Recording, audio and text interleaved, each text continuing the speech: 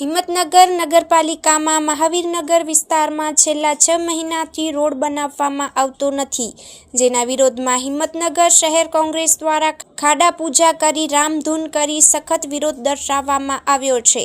સમગ્ર શહેરમાં તમામ વોર્ડ વિસ્તારના રોડ રસ્તા ખખડગજ થઈ ગયેલ છે, જેના લીધે શહેરના પ્રજાજનો, વેપારીઓ, શાળાના બાળકો, મહિલાઓને હેરાનગતિ થાય છે, જેનો સખત વિરોધ કોંગ્રેસ દ્વારા કરવામાં આવ્યો છે। Story report by Pravinsinh Dabhi, Idar, Sabarkantha. Road બનાવો ભાઈ, રોડ બનાવો, રોડ બનાવો, રોડ બનાવો।